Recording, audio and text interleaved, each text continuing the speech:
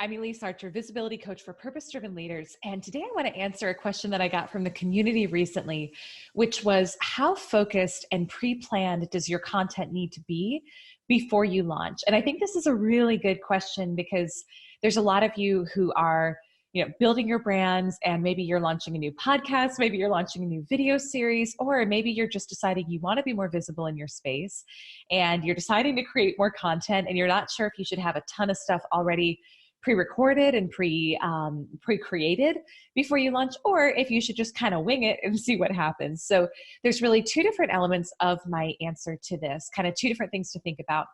And the first is that there are really just a limited number of times in the life cycle of your personal brand where you have the opportunity to get a lot of attention. And one of them is when you launch. And so if you think about it, when is the time when people are going to be paying the most attention to you?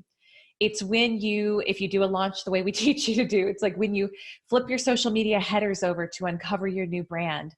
It's when you maybe go on a podcast tour or a media tour. And those opportunities, that opportunity when you launch is an opportunity for a ton of eyeballs and attention. So I really would encourage you that if you're in that planning phase, at least have a good sense of what your brand is all about. Have content pre-planned that you can stick to a consistent schedule with, based upon the content of your brand. What is your brand all about? Because when you launch, that's the opportunity for major eyeballs, and you want to really know, what am I talking about? What's my brand about? What's my uniqueness? What's my message? How am I going to get people on my email list or working with me? And have that planned out so that you can really make the most of your launch. Otherwise, it's kind of a missed opportunity.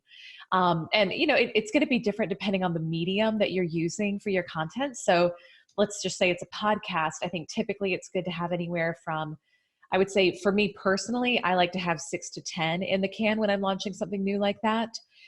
You'll hear less from some people, but I just find there's less pressure that you feel if you have a high number of episodes already pre-recorded, so you don't feel like you're having to scramble to create new content immediately after you launch. And then the second element of my answer is that you're going to refine your brand and your message as you go. So there's the kind of the flip side of this, which is deciding it has to be perfect before you can bring it out into the world. And one of the favorite quotes I've ever heard is, perfectionism is for poor people.